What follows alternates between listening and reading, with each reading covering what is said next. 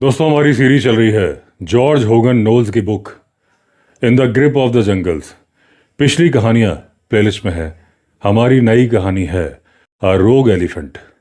एक forest officer की जिंदगी काफी अकेली जिंदगी होती है। ज्यादातर उन्हें कैंप में रहना पड़ता है, जंगल में रहना पड़ता है। और अगर वो फॉरेस्ट ऑफिसर मैरिड है तो वो और उनकी पत्नी हमेशा खुश हो जाते हैं अगर कोई मेहमान उनके साथ आके रहता है, उनके घर में या फिर उनके कैंप में। क्योंकि साल के 12 महीने में से 8 से 9 महीने फॉरेस्ट ऑफिसर को रहना होता है कैंप में। फॉरेस्ट ऑफिसर को अपने जंगल देखने होते हैं, जानवरों की सुरक्षा देखनी होती है, पोचर से निपटना होता है, और तो और आग ना लग जाए इस बात का भी इंतजाम करना पड़ता है। जो जंगल ज़्यादा इम्पोर्टेंट होते हैं, बड़े होते हैं, उन्हें बना दिया जाता है रिजर्व फॉरेस्ट। वहां पर पशु चराना या फिर इंसानों की आवाजाही प्रतिबंधित होती है। और अगर सीनियर फॉरेस्ट ऑफिसर है तो उसके अंडर में बहुत सारे दूसरे फॉरेस्ट ऑफिसर होते हैं, warden, ranger, deputy ranger, forester, forest guard और बहुत सारे लोग। इनमें प्यून्स भी होते हैं, चौकीदार भी होते हैं, फॉरेस्ट वॉचर्स भी होते हैं। अब अगर डीएफओ की बात करें, डीएफओ के पास जो पूरा डिवीजन होता है वो पूरे एक मैप में डिवाइड किया जाता है, बराबर हिस्सों में, बराबर रेंजेस में, और उसके अंदर बराबर शेप की, बराबर आकार की फायर लाइंस भी बनी होती हैं। अब एक तरह से ये एक चाइनीज पहेली की तरह बन जाता है। जब आप जंगल में घूम रहे होते हैं, अचानक से घने जंगल से निकल के एक चौड़ी सी फायर लाइन पर आप आ जाते हो। फायर लाइन वो लाइन होती है जो जंगलों के बीच में बनाई जाती है। उसको, जंगल को साफ करके एक चौड़ी सी सड़क करीब करीब 100 फीट चौड़ी बना दी जाती है। कई जगह पर 30 फीट चौड़ी। ऐसा इसलिए करते हैं कि जब एक जगह से आग आए तो वो उस लाइन पर आके रुक जाए। जब उसे दूसरे पेड़ पौधे नहीं मिलेंगे तो आग आगे बढ़ेगी नहीं। इसलिए इनको बोला जाता है फायर कंट्रोल लाइन या फिर फायर लाइन। अब अगर नेपाल की बात करेंगे या नेपाल के बॉर्डर की बात करेंगे तो 100 फीट चौड़ी फायर लाइन है। बाकी जगह भी थोड़ी कम चौड़ी है, लेकिन है। अब जब स्पेशल ओकेजन्स होते हैं, जब फॉरेस्ट डिपार्टमेंट की टीम जाती है या फिर जाते हैं फॉरेस्ट ऑफिसर्स, तो जो जमींदार हैं उनसे मांगे जाते हैं हाथी। अब भारत के जो जमींदार हैं वो बहुत अच्छे शिकारी होते हैं, बहुत ज़्यादा मददगार होते हैं। और जब भी फॉरेस्ट ऑफिसर्स किसी शिकार पार्टी का आयोजन करते हैं तो जमींदार मदद करने के लिए हमेशा उत्सुक रहते हैं। क्योंकि ये जो मौका होता है इसमें कहीं ना कहीं जमींदार को भी फायदा होता है, और बाकी फायदे हो ना हो, उनके हाथियों को एक नई ट्रेनिंग मिल जाती है, एक नया एक्सपीरियंस मिल जाता है। एक बार मैं अपनी बहन के यहाँ घूमने गया था, जंगल घूमने गया था। वो अपने हस्बैंड के साथ रहती थी जंगल में ही, क्योंकि उसके हस्बैंड थे एक फॉरेस्ट ऑफिसर। अब वो जंगल था हिमालय के नीचे, और मेरे ब्रदर इन लॉ जहाँ के इंचार्ज थे, उसकी एक इम्पॉर्टेंट पोस्ट थी जहाँ पर हम थे। और ये जो पोस्ट थी ये कुख्यात थी जंगली हाथियों के लिए। अब ये दिसंबर के पहले हफ्ते की बात है और मेरी बहन के यहाँ उसके बहुत सारे मेहमान आए हुए थे जो कि रुके हुए थे कुछ दिन, यानी कि वो आनंद ले रहे थे जंगल का और शिकार का। उन दिनों एक नटोरियस टस्कर का आतंक था उस जंगल में, यानी कि कुख्यात हाथी जो कि मार रहा था इंसानों को। ये बहुत बड़े साइज का बुल एलिफेंट था और करेला ऊपर से नीम चढ़ा। ये आ गया था अपने मस्त पीरियड में। अब ये सॉलिटरी वंडरर बन गया था, अकेला ही घूम रहा था, और इसे तलाश थी फीमेल की। 2 लकड़हारों को ये मार चुका था। कुछ फॉरेस्ट ऑफिसर भी मरते मरते बचे थे इसकी सूंड से और इसके पैरों के तले आने से। मेरे ब्रदर इन लॉ ने सरकार को लेटर लिखा था कि यह हाथी इंसानी जान के लिए खतरा बन चुका है, इसे तत्काल प्रभाव से मारने की अनुमति दी जाए। फॉरेस्ट रेगुलेशंस के हिसाब से जंगली हाथी कानूनन सुरक्षित हैं, और अगर उन्हें मार दिया जाए तो बहुत बड़े दंड का प्रावधान है। हाथी मारने के लिए एक तो लाइसेंस मिलता नहीं है, और अगर बिना लाइसेंस के मारो तो बहुत तगड़ी पेनाल्टी देनी पड़ती है। तो अभी जबकि मैं घटना आपको बता रहा हूं, तब सरकार ने अनुमति दी नहीं थी उस हाथी को मारने के लिए। अनुमति का इंतजार था, तभी वो घटना घट गई जो घटना मैं आपको बताने जा रहा हूं। वो घटना जिसमें हम 4 लोगों की जान जाते जाते बची थी। मेरी 2 बहनें, एक मैं और एक थे लेफ्टिनेंट बी। दोपहर के बज रहे थे 4 और जैसा कि मैंने बताया तो हम 4 लोग पी रहे थे चाय कैंप में और बाकी के जो मेहमान थे वो गए थे शिकार करने के लिए। अब मेरे ब्रदर इन लॉ अपने सरकारी काम से गए हुए थे, अभी तक वो लौटे नहीं थे। एक मैरिड कपल आया हुआ था जो कि मेरी बहन के यहाँ पे मेहमान बन के रुका हुआ था। वो लोग चले गए थे एक मचान पर बैठने के लिए, टाइगर के शिकार पर। अब हम लोगों ने सोचा कि क्यों ना हम वॉक पर चलें। वॉक से लौटते वक्त उनका हालचाल भी पूछ लेंगे जो कि बैठे हैं मचान पर टाइगर के आने के इंतजार में। अब हमें खबर मिली थी कि वो जो रोग एलिफेंट था हमारे कैंप से करीब 15 मील की दूरी पर देखा गया था। आज सुबह वो हाथी देखा गया था पश्चिम दिशा की तरफ, और हम भी जहां पर वॉक पर जा रहे थे फायर लाइन की तरफ, वो भी थी पश्चिम दिशा की ही तरफ। अब ये वही रोड थी जहां से हमें उम्मीद थी कि वो टाइगर के शिकार पर गए हुए दंपत्ति यानी कि कपल वापस लौटेंगे। अब अपनी तरफ से तो हमने पूरी सुरक्षा कर ली थी, हमारे हिसाब से तो वो वॉक पूरी तरह से सुरक्षित थी। अब हमें जो अंदाजा था कि वो हाथी कितनी भी तेजी से आए अगले दिन हमारे कैंप तक आता। हमारा अंदाजा था कि हाथी कोई जिद पे आके तो हमारी तरफ आ नहीं रहा है कि तेज चलते हुए आए, वो आराम से चलते हुए बीच में कुछ खाते पीते हुए आएगा, यही हमारा अंदाजा था। लेकिन हमारा अंदाजा गलत था। मेरी 2 बहनें और लेफ्टिनेंट बी वॉक पर निकल गए। मैं पीछे छूट गया था और मैंने कहा था कि तुम लोग आगे चलो, मैं जल्दी से जल्दी तुम तक पहुंच जाऊंगा।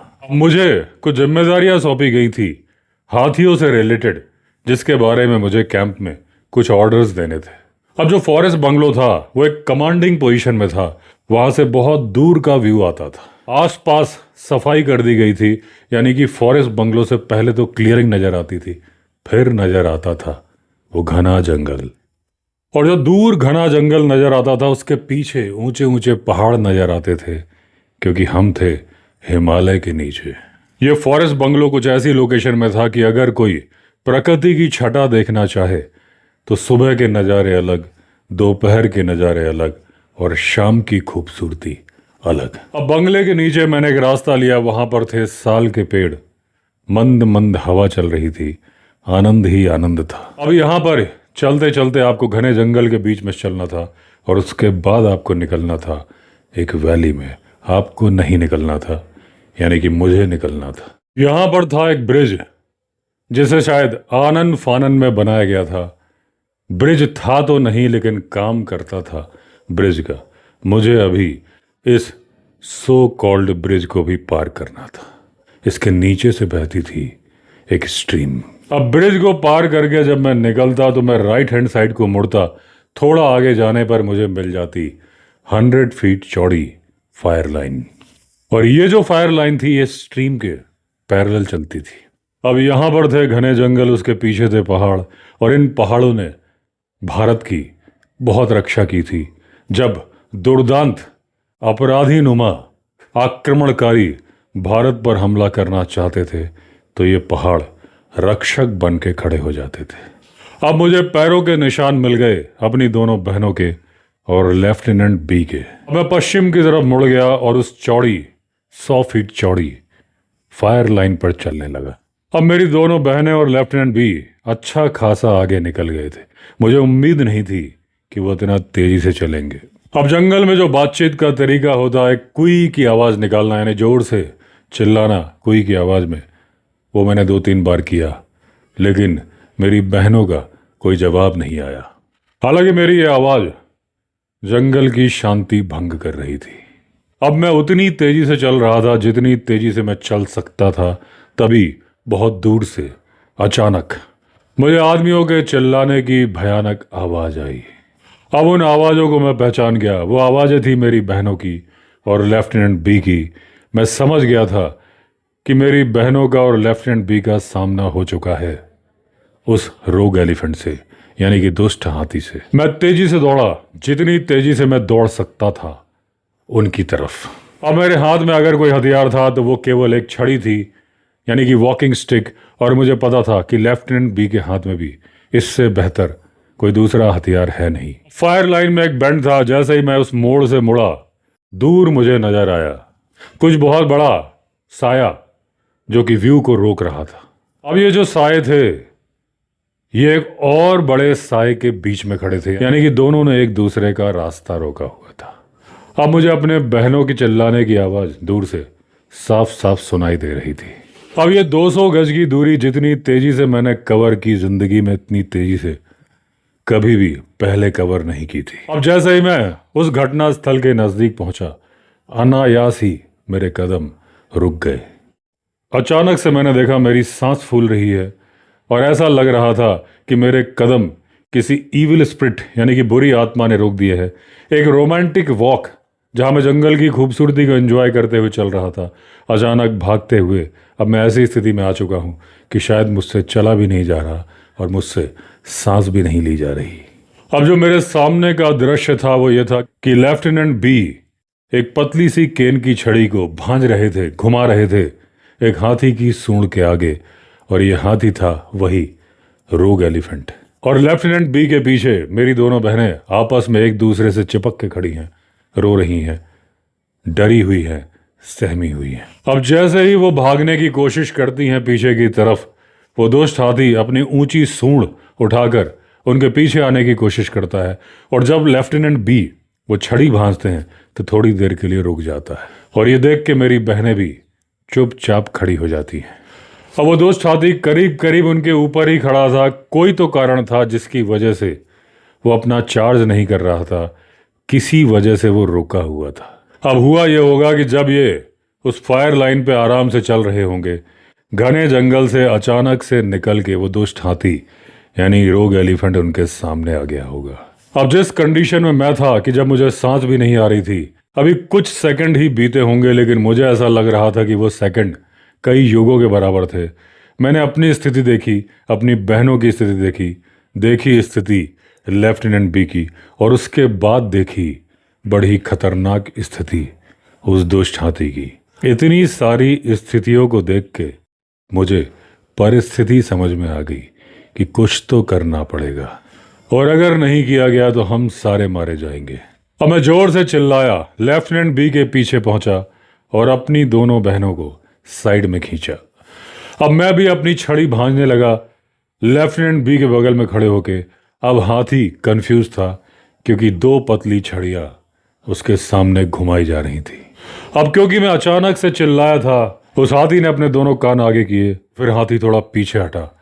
मैंने अपनी बहनों से कहा कि हम दोनों के पीछे रहो और चिल्लाते रहो, और चिल्लाते चिल्लाते धीरे धीरे पीछे हटते रहो। जब अच्छी खासी दूरी पर चले जाओ तो सर पर रखो पैर और लगा दो दौड़। अब हमारी बहनों ने डरे हुए हमारी आज्ञा का पालन किया और वैसा ही किया जैसा मैंने करने के लिए कहा था।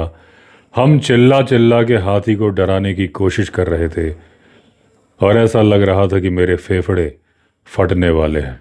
अब उस दुष्ट हाथी का चेहरा, सिर हमारे पास में था, उसके सिर पर भी हम निगाह रख रहे थे और हम निगाह रख रहे थे उसकी आंखों पर भी, और उसकी आंखों में दिख रहा था हमें खून, और वो खून उसका खून नहीं था। वो करना चाहता था हमारा खून, वो इरादा दिख रहा था उसकी आंखों में। लाल कंचों की तरह से दिखने वाली उसकी आंखें यहां से वहां घूम रही थी और हमें लग रहा था अगले ही कदम पता नहीं वो क्या करने वाला है, क्योंकि उसे ज्यादा कुछ करना नहीं था, सिर्फ उसे अपनी सूंड आगे करनी थी और पकड़ लेता हम दोनों को। अब हमें भी सामने लाल नजर आ रहा था। अब यह इंसान और हाथी का मुकाबला था, दो ताकतों का, बदले की भावना का। अब हम भी करो या मरो की स्थिति में थे। हमें भी पता चल चुका था कि अगर हम जरा सा भी डरे तो यह हाथी हमें मार देगा, क्योंकि हमें मालूम था जो डर गया समझो मर गया। अब पता नहीं कहां से हमारे अंदर शक्ति आ गई, पूरी ताकत से चिल्लाते हुए हम हाथी की तरफ बढ़ने लगे। हम जैसे जैसे आगे बढ़ने लगे, हाथी पीछे हटने लगा। हाथी पीछे हटते हुए अपना सिर जोर जोर से हिला रहा था, सूंड भी हिला रहा था। अब हाथी पीछे हट रहा था, हम आगे बढ़ रहे थे। हाथी भी मन ही मन सोच रहा था, ये आदमी है कि क्या है। और हमें लग रहा था कि हमारे हाथ में वो छड़ी नहीं है, कोई बहुत बड़ा हथियार है। हम उसे छड़ी से मारने के अंदाज में तेजी से आगे बढ़ते जा रहे थे, क्योंकि हाथी के पीछे हटने के बाद हमारा कॉन्फिडेंस बढ़ चुका था। अचानक से उस हाथी ने टर्न लिया, सूंड ऊपर उठाई, जोर से चिंगाड़ मारी और वो भाग गया। तभी पता नहीं क्या हुआ, अर्धनग्न अवस्था में कुछ मजदूर जिन्होंने सिर्फ धोती पहुंची थी, जंगल से निकल के फायर लाइन में आ गए। और भागते हुए हाथी का ध्यान आ गया उन मजदूरों के ऊपर। उन मजदूरों को भी उम्मीद नहीं थी कि जब वो आएंगे फायर लाइन में, अचानक से उनके ऊपर हमला हो जाएगा। हाथी जो कि पहले से फ्रस्ट्रेटेड था, अभी हार के आया था, भाग रहा था, उसने अपना गुस्सा उतार दिया उन मजदूरों पर। बाकी मजदूर तो भाग गए, एक बेचारा उसकी सूंड की पकड़ में आ गया। हाथी ने उसकी जान ले ली। अब हाथी जिन लोगों की जान पहले लेता है उन्हें वो पहचानता है, क्योंकि हाथी के पास दिमाग बहुत ज़्यादा होता है। क्योंकि वो रोग एलिफेंट था, इसके पहले उसने जितने लोग मारे थे वो इंडियन मारे थे। हम लोग विदेशी थे, हमारा पहनावा भी इंडियन लोगों से अलग था। तो जिस तरह के पहनावे के लोगों को उस हाथी ने पहले मारा था, वैसे ही लोग उसे मिल गए थे उन मजदूरों के रूप में। उन्हें तो उसने मार दिया। हमें मारने में वो झिझक रहा था, क्योंकि उसे आदत नहीं थी अंग्रेजों को मारने की। वो हमारी ताकत को आंक रहा था। अब उन मजदूरों को बचाने के लिए हम कुछ नहीं कर सकते थे, सिर्फ कर सकते थे तो जोर जोर से चिल्ला सकते थे। लेकिन जब हम चिल्ला रहे थे तो उस मजदूर को उस रोग एलिफेंट ने अपनी सूंड से उठा लिया था। और शायद हम लोगों के आगे बढ़ने की वजह से जो उसको भागना पड़ा था, उससे वो बहुत ज़्यादा चिड़चिड़ा रहा था। बस उसने सूंड में उठाया उस मजदूर को, अपने पैरों तले रोन दिया था। अब ये जो दुर्दांत भयानक दृश्य हमारी आंखों के सामने था, इससे हम बीमार हो गए थे। लग रहा था बेहोश हो जाएंगे। हाथी ने उस मजदूर को जब पैरों तले कुचल दिया था, वो यहाँ से वहाँ देख रहा था। हम लोगों ने ले ली थी पेड़ की ओट। हम और ज़्यादा चिल्लाने की कोशिश कर रहे थे, लेकिन हमारे गले से आवाज़ निकल नहीं रही थी, क्योंकि जो भयानक दृश्य हमने देखा था, हम खड़े रह जाएं, यही बहुत बड़ी बात थी। अब उस हाथी ने अपनी सूंड ऊपर उठाई, जो करीब करीब उस मजदूर के खून से सनी हुई थी। जोर से वो दहाड़ा, यानी कि चिंगाड़ा नहीं, दहाड़ा। उसके बाद वो जंगल में गायब हो गया। अब जंगल में झाड़ियों की सरसराहट हाथी के निकलने की वजह से जो हो रही थी, वो हमें सुनाई दे रही थी। अब हमारा चेहरा एकदम सफेद हो चुका था, हम भूत की तरह से नजर आ रहे थे। जल्दी से निकले फायर लाइन पर। अब हमें मालूम था कि हमें क्या करना है, क्योंकि वो खतरनाक दैत्य किसी भी वक्त वापस आ सकता था। हमें बचाना था उस दंपत्ति को, कपल को, जो कि टाइगर के शिकार से इसी फायर लाइन से वापस आने वाला था, जिससे मिलने हम लोग जा रहे थे। अब लेफ्टिनेंट बी वापस भागे कैंप की तरफ, मेरी दो बहनों की सुरक्षा को देखने के लिए। मैं एक पेड़ पर चढ़ गया ताकि दूर तक निगाह रख पाऊं, और रखूं निगाह हाथी पर भी। और दूर से अगर वो दंपत्ति आते हुए मुझे दिख जाएंगे तो मैं उन्हें आगाह कर सकूं इस हाथी के बारे में, क्योंकि अचानक से निकलता है जंगल से, सरप्राइज कर देता है। थोड़ी देर बाद ही उन लोगों का हाथी मुझे दिखाई दे गया फायर लाइन पर आता हुआ। मैंने ली राहत की सांस। अब ये अच्छा हुआ कि निश्चित समय पर वो वापस आए, ना पहले ना बाद में, नहीं तो बहुत बड़ी दुर्घटना हो जाती। क्योंकि अगर इनके हाथी को वो रोग एलिफेंट देखता तो इनके हाथी के ऊपर चार्ज कर देता, और हिलते डुलते हाथी के ऊपर से ये निशाना नहीं लगा पाते, यानी कि अपनी राइफल का इस्तेमाल नहीं कर पाते। अब उन गेस्ट को मैं एक शॉर्टकट लेके जंगल के अंदर से गया, जहां पर मुझे लग रहा था कि खतरा कुछ कम होगा। रास्ते में वो मुझसे पूछ रहे थे कि उन्हें बहुत ज्यादा ट्रम्पेट साउंड सुनाई दे रही थी, यानी कि हाथी के चिंगाड़ने की आवाज। अब मैंने अपनी दोनों बहनों को और लेफ्टिनेंट बी को करीब करीब बेहोशी की हालत में देखा कैंप में, और मेरे ब्रदर इन लॉ उन्हें संभाल रहे थे। कुछ दिनों बाद उस रोग एलिफेंट को मारने की परमिशन आ गई गवर्नमेंट की तरफ से, और कुछ दिनों के बाद फॉरेस्ट डिपार्टमेंट की स्पेशल टीम ने उस हाथी को मार गिराया। अब मेरे ब्रदर इन लॉ का जो कहना था कि हम लोगों का जो बचाव हुआ था वो मात्र इस वजह से हुआ था क्योंकि हम लोग थे विदेशी, चमड़ी से भी पहनने वाले कपड़ों से भी। वो जंगली हाथी, वो दुष्ट हाथी, वो रोग एलिफेंट इस तरह के कपड़ों और इस तरह की चमड़ी वाले लोगों का आदी नहीं था। वो देख रहा था हमें संदेह से, यानी उसे डर भी लग रहा था, और उस डर ने ही बचा ली थी हमारी जान। तो दोस्तों, इसी के साथ एंड हुई ये कहानी। हमारी नई कहानी में हम फिर मिलेंगे। अगर आपने चैनल सब्सक्राइब नहीं किया है तो चैनल सब्सक्राइब कर लीजिए। चलिए फिर मिलते हैं, तब तक के लिए all the best. Vande Mataram.